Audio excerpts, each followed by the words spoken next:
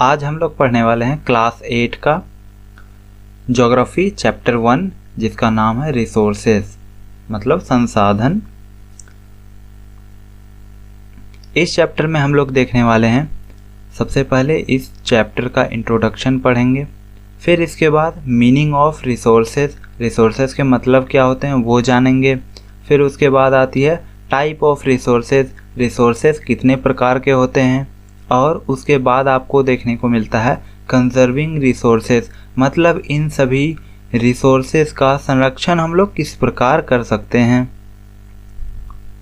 तो इंट्रोडक्शन में सबसे पहले देखने को मिल रहा है Mona and Raju were helping amma to clean their house. Mona और राजू नाम के छोटे बच्चे होते हैं जो हेल्प कर रहे होते हैं अपनी अम्मा का घर को साफ करने के लिए। फिर इसके बाद look at all these things, cloth, utensil, food grains, combs, this बोतल of honey, books, each of these has a use, said Mona. Mona के द्वारा कहा जाता है कि हमें जो यहाँ जो भी चीज़ें दिखाई दे रही है ये सभी का कुछ ना कुछ तो उपयोग किया जा सकता है। मतलब जब सफाई के दौरान देखने को मिलता है सभी जो सामान एक स्थान पर इकट्ठा होते हैं, तो इस पर मोना कहती है इन सब का कुछ ना कुछ उपयोग किया जा सकता है। तभी उसकी अम्मा जो है वो कहती है दीज आर रिसोर्सेस, मतलब ये सभी संसाधन हैं, साधन या संसाधन हैं। तो अब ये समझते हैं हम लोग ये रिसोर्सेज हैं क्या, इसका मीनिंग क्या होगा। तो फिर यहाँ आप लोग को देखने को मिल रहा है मीनिंग ऑफ रिसोर्सेज, जिसमें पहला सवाल आता है हमारे मन में, what is a resource, resource होता क्या है। तो इसका एक सीधा सा आंसर है anything that can be used to satisfy a need is a resource, मतलब वो सभी चीज़ें जो हमारी नीड्स यानी ज़रूरतों को फुलफ़िल करती है, उनको पूरा करती है, उसे हम रिसोर्स कह सकते हैं, उसे हम संसाधन कह सकते हैं। जैसे एग्जाम्पल में the water you drink when you are thirsty, the electricity you use in your house, the rickshaw used to get home from school, the textbook you used you to study are all resources। अब कहा जा रहा है जैसे हम लोग पानी पीते हैं जब हम लोग प्यासे होते हैं, इलेक्ट्रिसिटी का यूज़ करते हैं हम अपने घरों में, और जिस रिक्शा से हम लोग स्कूल से घर पहुंचते हैं वो, तथा जो टेक्स्ट बुक हम लोग पढ़ाई के लिए अपने उपयोग में लाते हैं, ये सभी रिसोर्सेज है। क्योंकि जब हम पानी पीते हैं, जब हम प्यासे होते हैं, तो ये हमारी नीड होती है, ये हमारी ज़रूरत होती है जिसे पानी के द्वारा पूरा किया जाता है। ठीक इसी तरह इलेक्ट्रिसिटी के बिना आजकल घरों में रहना ये संभव नहीं है। सभी के घरों में आपको इलेक्ट्रिसिटी देखने को मिलता है। इसके बिना आज की जो रोज़मर्रा की कामें हैं वो भी पॉसिबल नहीं है। और रिक्शा जिसे हम स्कूल से घर आ रहे हैं, तो ये हमारी नीड है, ज़रूरत है। अब स्कूल काफ़ी दूर होने पर हमें किसी न किसी साधन की आवश्यकता पड़ेगी, तो ये भी रिसोर्सेज में ही काउंट की जाएगी।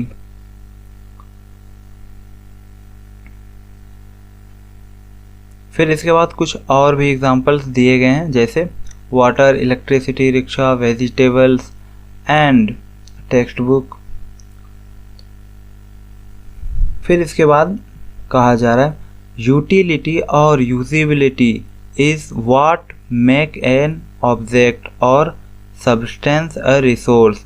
अब कहा जाता है जो उपयोग है वो तय करता है कि किसी भी कोई एक वस्तु जो है वो किस प्रकार रिसोर्सेज में काउंट की जाएगी।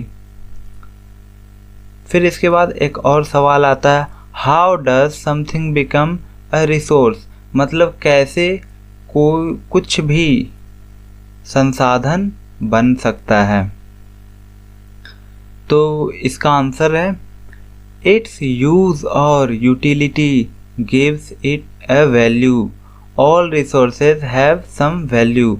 अब कहा जा रहा है इनकी जो हम लोग यूज़ करते हैं, जिस प्रकार से हम लोग उसका उपयोग लेते हैं, वह एक वैल्यू प्रोवाइड करती है, मतलब वह एक अपनी एक कीमत अदा करती है।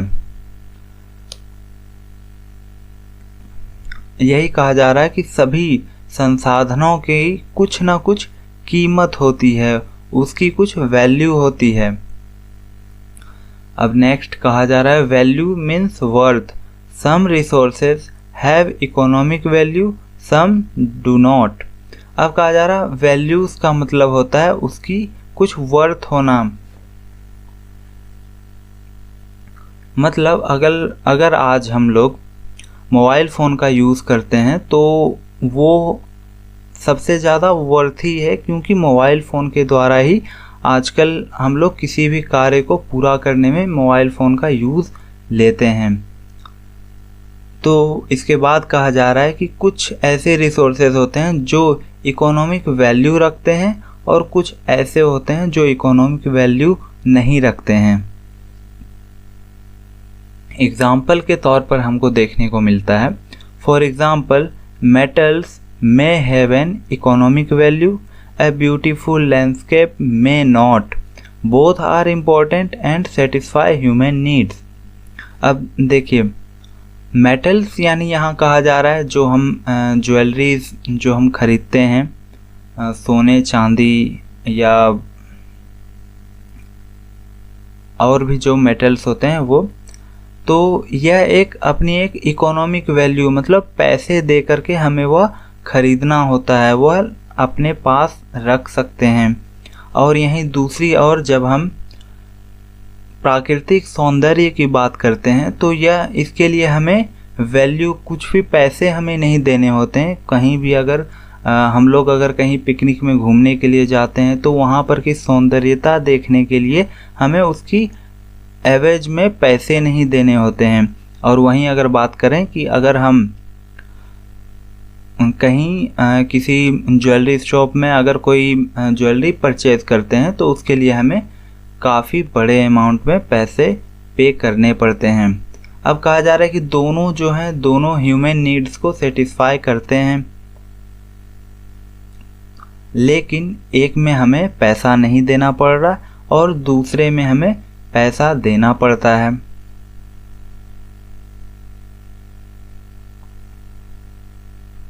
इसके बाद कहा जाता है time and technology are two important factor that can change substance into resources. अब कहा जा रहा है ये जो टाइम और टेक्नोलॉजी यानी समय और तकनीक, यह दोनों बहुत ही महत्वपूर्ण घटक है जो बदल सकते हैं सब्सटेंस को रिसोर्सेज में, मतलब जिसका हम प्रयोग अभी नहीं कर रहे हैं वह भी उपयोग के लायक बनाया जा सकता है समय और तकनीक के द्वारा। Both are related to the needs of the people. People themselves are the most important resource. अब कहा जा रहा है ये जो दोनों हैं ये सभी लोगों की नीड्स को फुलफिल करने के लिए काफ़ी हैं। People themselves are the most important resource. It is their ideas, knowledge, invention and discoveries that lead to the creation of more resources. The discovery of fire led to the practice of cooking and the other process, while the invention of the wheel ultimately resulted in development of newer mode of transport। अब कहा जा रहा है ये जो लोग हैं ये लोग भी काफ़ी, यानी पीपल के बारे में कहा जा रहा है कि ये जो पीपल हैं ये भी काफ़ी इम्पोर्टेंट रिसोर्स हैं, क्योंकि इनके द्वारा जो विचार प्रस्तुत किया गया है, इनके पास जो नॉलेज है, जो इन्वेंट करते हैं, जिसकी खोज करते हैं, इसके द्वारा और भी रिसोर्सेज क्रिएट होते जा रहे हैं हमारे वातावरण में। जैसे कहा जा रहा है कि हम लोग पीपल के द्वारा फायर को इन्वेंट किया गया कि कैसे आग लगाई जा सकती है, तो इसका उपयोग आज के समय में खाना बनाने के रूप में किया जा सकता है। नहीं तो इससे पहले लोगों को कच्चा ही खाना पड़ता था। और कहा जाता है आग का उपयोग और भी किसी और प्रोसेस में भी किया जाता है। और फिर इसके बाद एक और एग्जांपल में अगर हम लोग देखें तो चक्के का जो इन्वेंशन किया गया था, चक्के की जो खोज की गई थी, तो यह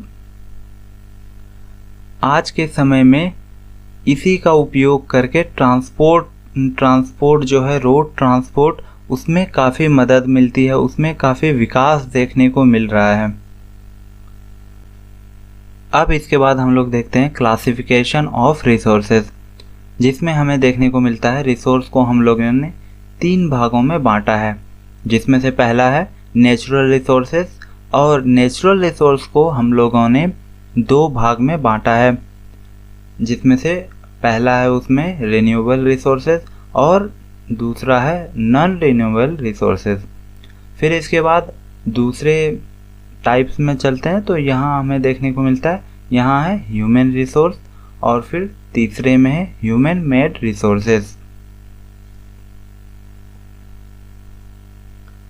अब इसके बाद हमें नेचुरल रिसोर्स जानना है कि नेचुरल रिसोर्स होता क्या है। तो नेचुरल रिसोर्स के बारे में कहा जा रहा है resources that are drawn from nature and used without much modification। मतलब प्राकृतिक द्वारा जो दी गई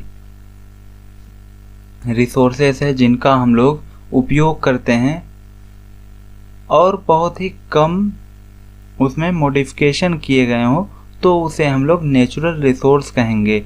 एग्जाम्पल में हम लोग सॉइल ले सकते हैं और फॉरेस्ट को रख सकते हैं।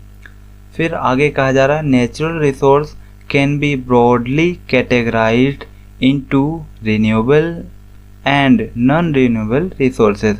अब कहा जा रहा है कि नेचुरल रिसोर्स जो है इसे हम लोग 2 भागों में बांट सकते हैं, जिसमें से एक है रिन्यूएबल और दूसरा है नॉन रिन्यूएबल। अब ये रिन्यूएबल रिसोर्स क्या है वो जानते हैं।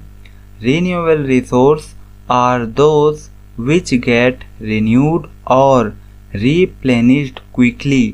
अब कहा जा रहा है कि renewable resource वो resources हैं जो कि आसानी से दोबारा हमें मिल जाएंगे नए होकर के।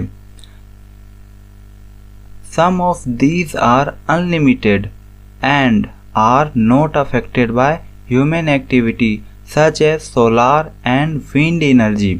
अब कहा जा रहा है कि रिन्यूएबल रिसोर्सेज में कुछ ऐसे हैं जो मानव की गतिविधियों से अफेक्ट नहीं होते हैं, उन पर कोई प्रभाव नहीं पड़ता है, जैसे कि सोलार और विंड एनर्जी। इसलिए कहा जा रहा है कि ये अनलिमिटेड माने जाते हैं।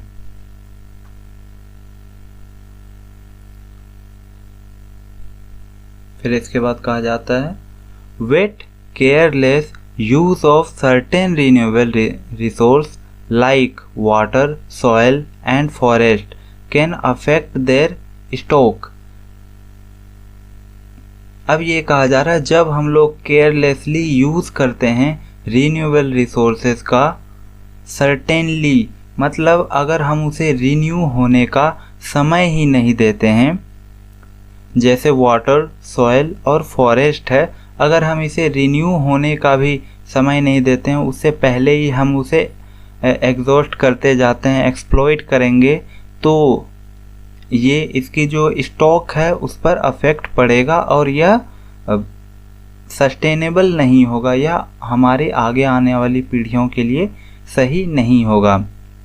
इसके बाद कहा जाता है shortage and drying up of natural water source is a major problem in many part of the world today. अब कहा जा रहा है कि ये जो नेचुरल वाटर रिसोर्स है इसकी कमी हमें देखने को मिलती है, विश्व के कई हिस्सों में हमें इसकी कमी देखने को मिल रही है, जो कि अभी बहुत ही बड़ा प्रॉब्लम है पूरे वर्ल्ड के लिए। फिर इसके बाद देखते हैं नॉन रिन्यूएबल रिसोर्सेज। अब ये नॉन रिन्यूएबल क्या है? Are those which have a limited stock, once the stock are exhausted it may take thousand of year to be renewed और रिप्लेनिश्ड। अब इसमें कहा जा रहा है कि वो सभी नेचुरल रिसोर्सेज जो कि एक लिमिटेड स्टॉक में ही हैं, एक बार अगर ये स्टॉक ख़त्म हो जाता है तो इसे फिर दोबारा बनने में हजारों साल से भी अधिक समय लग सकता है। जैसे कि इसमें आपको कोयल, पेट्रोलियम एंड नेचुरल गैस देखने को मिलते हैं।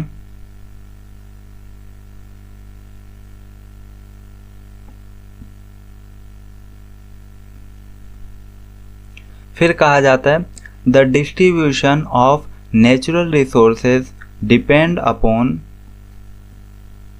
Number of physical factors like terrain, climate and altitude.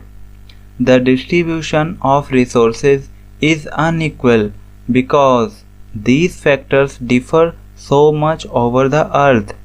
अब कहा जा रहा है कि नेचुरल रिसोर्सेज जो हैं इनकी जो हमें बंटवारा देखने को मिलती है, जो डिस्ट्रीब्यूशंस है इनकी, वो डिपेंड करते हैं फिजिकल फैक्टर्स पर भी। कई पहाड़ी इलाके या जलवायु परिवर्तन, ऊंचाई, ये सभी हमें देखने को मिलती है कि इस पर निर्भर करता है कि किस देश के पास, किस राज्य के पास नेचुरल रिसोर्स भारी मात्रा में होंगे। फिर इसके बाद कहा जाता है नेचुरल रिसोर्स हमें अनइक्वली, यानी सभी के पास बराबर मात्रा में हो, ये संभव नहीं है। सभी के पास अनइक्वली डिस्ट्रीब्यूटेड है, क्योंकि कहा जा रहा है पृथ्वी पर कई ऐसे फैक्टर्स हैं जिसमें आपको बदलाव देखने को मिलते हैं, परिवर्तन होते रहते हैं, जिस कारण से आपको रिसोर्सेज जो हैं वो अनइक्वली डिस्ट्रीब्यूटेड नज़र आती है। अब इसके बाद नेक्स्ट आता है ह्यूमन मेड रिसोर्स। अब ये ह्यूमन मेड रिसोर्स क्या है वो समझते हैं। Human made resource is a resource that has been created through the act of human like extraction, drilling and manufacturing. अब इसमें हमें देखने को मिलेगा कि नेचुरल रिसोर्स जो होते हैं उनको हम लोग जब किसी और प्रोडक्ट में जब हम लोग कन्वर्ट कर देते हैं तो उसे हम ह्यूमन मेड रिसोर्स कहते हैं। जैसे आपको एग्जांपल के तौर पर लकड़ी की तस्वीर दिखाई दे रही होगी। जो वुड होती है, वुड को कट करके हम लोग चेयर बना लेते हैं, चेयर के तौर पर उपयोग करते हैं। उसी वुड का हम लोग डेस्क बना लेते हैं। फिर जो वाटर है, वाटर में जब वाटर जो नदी से होकर के जाती है तब हम वहाँ पर डैम का निर्माण करते हैं और इससे आपको इलेक्ट्रिसिटी प्राप्त होती है। ये जो बदलाव किए जा रहे हैं ये मानव द्वारा निर्मित होते हैं, तो इसलिए इसे ह्यूमन मेड रिसोर्स कहा जा रहा है। People use natural resource to develop the society, like to make road, buildings, schools, machineries, vehicles, bridge, etc. known as human made resource। अब कहा जा रहा है ये जो नेचुरल रिसोर्स का लोगों ने उपयोग करके नई नई जो यूटिलिटीज़ बनाई है, जैसे रोड, बिल्डिंग, स्कूल, मशीन, वाहन और ब्रिजेस, इनका निर्माण किया गया है। इसे ही ह्यूमन मेड रिसोर्स के नाम से जाना जाता है। अब इसके बाद देखते हैं human resource. Human being who can contribute to his family, society, economy is called a human resource. A human resource refers to the number and abilities, mental and physical of the people। अब कहा जा रहा है ये human resource अब क्या है, अब ये समझते हैं। ह्यूमन रिसोर्स में कहा जा रहा है कि जब कोई भी मनुष्य अपनी फैमिली के लिए कुछ कंट्रीब्यूट करता है, अपनी सोसाइटी की इकोनॉमी के लिए कुछ कंट्रीब्यूट करता है, अपने अंदर कुछ स्किल्स डेवलप करता है, तो यह जो होता है यह वह अपने सोसाइटीज़ और अपने फैमिलीज़ के लिए कुछ कंट्रीब्यूट करता है, तो वह एक वैल्यू प्रोवाइड करता है अपनी सोसाइटी और फैमिलीज़ में, जिसके कारण इसे हम लोग रिसोर्सेज कहते हैं। तो यह रिसोर्स ह्यूमन रिसोर्स कहा जाएगा। फिर इसके बाद देखते हैं human resource development, improving the quality of people's skill so that they are able to create more resources is known as human resource development. अब कहा जा रहा है लोगों के पास स्किल्स है और वह काम कर रहे हैं, तो इसका मतलब वह ह्यूमन रिसोर्स तो हैं, लेकिन जब वह अपनी स्किल्स पर और अधिक कार्य करते हैं और जो है रिसोर्सेज बनाने की कोशिश करते हैं, अपनी जो स्किल्स है उसकी क्वालिटी को और इम्प्रूव करते हैं, तो यह ह्यूमन रिसोर्स डेवलपमेंट कहलाता है। अब हम लोग देखते हैं कंजर्विंग रिसोर्सेज, मतलब हम लोग इन संसाधन का संरक्षण किस प्रकार से कर सकते हैं, इसे किस प्रकार बचाया जा सकता है। पहले पॉइंट में है using resources carefully and giving them time to get renew is called resource conservation. अब कहा जा रहा है कि हम लोग अगर इस रिसोर्स का केयरफुली, बड़ी सावधानी पूर्वक इसका उपयोग करें, इसे समय दें रिन्यू होने का, तो ये जो रिसोर्स है इसका संरक्षण किया जा सकता है। The need for the conservation of resources is essential which can be done by adopting the following steps: wise and judicious use of resources, reducing consumption, avoid wasteful methods, recycling and reusing things and so on।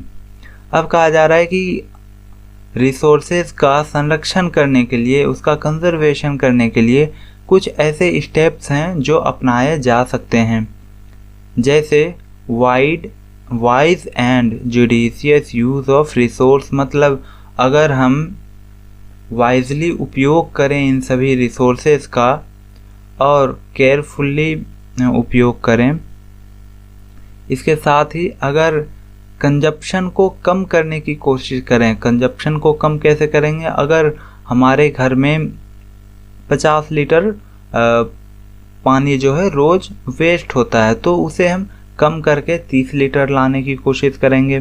फिर कहा जाता है avoid wasteful methods. Wasteful methods means हम लोग, जैसे इसका एक बहुत ही अच्छा एग्जाम्पल है, उद्योग द्वारा, किसी भी इंडस्ट्री द्वारा जो वेस्ट मटेरियल्स होते हैं, वेस्टेज वाटर्स होती है, जो गंदे जल होते हैं उसे नदी में मिला दिया जाता है। और नदी में स्वच्छ जल होने के बाद भी, स्वच्छ जल में जब वह जो गंदे जल हैं वो मिलते हैं तो पूरी नदी की जो जल है उसे बहुत ज़्यादा नुकसान पहुंचता है। तो इन सभी चीज़ों को अवॉइड कर सकते हैं। Recycling and reusing things and so on. इसका अर्थ है किसी भी वस्तु का अगर हम लोगों ने एक बार उपयोग कर लिया है तो इसके बाद भी कोशिश करें कि उस वस्तु का दोबारा कैसे उपयोग किया जा सकता है। अब इसके बाद हमें देखने को मिल रहा है, हम जिस प्रकार रिसोर्सेज का उपयोग कर रहे हैं, नेचुरल रिसोर्सेज का उपयोग कर रहे हैं, इससे वातावरण में काफ़ी बदलाव देखने को मिलता है।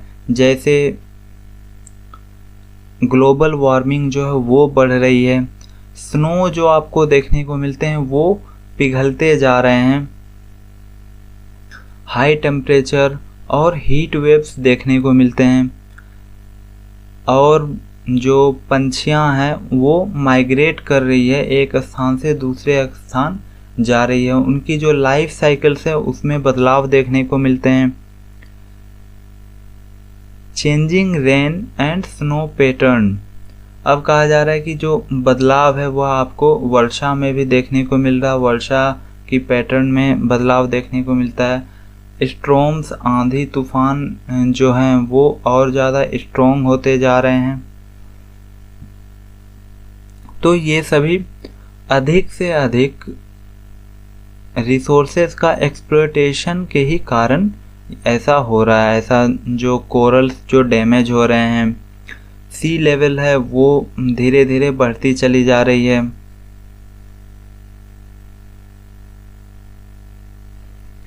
अब इसके बाद आता है सस्टेनेबल डेवलपमेंट। अब समझते हैं ये सस्टेनेबल डेवलपमेंट क्या है। Balancing the need to use resources and also conserve them for the future is called sustainable development.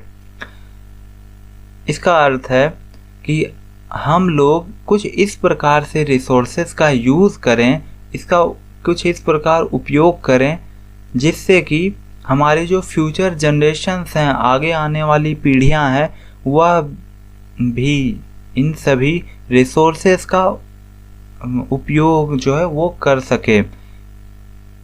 तो इसे ही सस्टेनेबल डेवलपमेंट कहेंगे। Some principles of sustainable development. अब कहा जा रहा है कुछ ऐसे सिद्धांत हैं जिनका हम पालन कर सकते हैं सस्टेनेबल डेवलपमेंट को पाने के लिए। Respect and care for all forms of life, improve the quality of human life. मतलब रिस्पेक्ट, हमें रिस्पेक्टली यूज़ करना चाहिए, केयरफुली यूज़ करना चाहिए। अपने जो लाइफ है उनमें बदलाव जो हैं वो कम से कम किया जाए जिससे कि रिसोर्सेज जो हैं वो कंजर्व हो सके। Improve the quality of life and the quality of human life. मतलब हमारी जो लाइफ साइकिल है इसमें इसकी जो क्वालिटी है उसमें इम्प्रूवमेंट ला सकते हैं। Conserve the earth's vitality and diversity. मतलब ये जो अर्थ है, अर्थ में आपको diverse form, diverse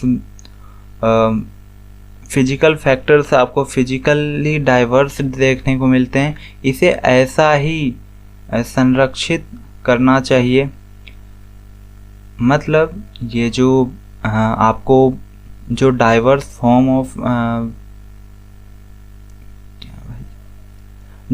form of physical factors आपको देखने को मिलते हैं। फिजिकली जो डाइवर्स है अर्थ, ये आपको ऐसा ही संरक्षित करना होगा। Minimise the depletion of natural resources. अब कहा जा रहा है कि जो नेचुरल रिसोर्सेज है उसका उपयोग हम कम करेंगे तभी यह संभव है। Change personal attitude and practice toward the environment. मतलब हमारी जो पर्सनल जो एटीट्यूड्स हैं यूज़ करने की, कुछ भी प्रयोग करने की, उसमें बदलाव लाना बहुत ही आवश्यक है हमारे वातावरण के लिए। Enable communities to care for their own environment. और भी जो हमारे आसपास जो समुदाय होते हैं उन्हें भी वातावरण का केयर करने के लिए हम लोग जागरूकता फैला सकते हैं। उन्हें यह तरीका बता सकते हैं किस प्रकार से इन्वायरमेंट की केयर की जा सकती है जिससे कि सस्टेनेबल डेवलपमेंट होता रहे। फिर इसके बाद अब आ जाते हैं कंक्लूजन पर।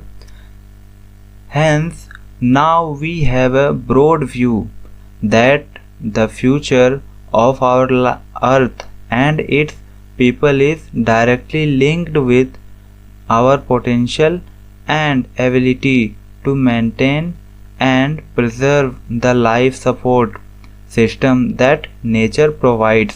अब कहा जा रहा है कि अब हमें यह दिखाई देने लग गया है कि जो अर्थ का फ्यूचर है वो डायरेक्टली लिंक्ड है, डिपेंड करता है लोगों के ऊपर, जो यहाँ निवास करते हैं उनके ऊपर, उनकी एबिलिटी के ऊपर कि वह किस प्रकार से इस रिसोर्सेज को मेंटेन कर सके, इस रिसोर्सेज को प्रिजर्व कर सके, बचा कर रख सके।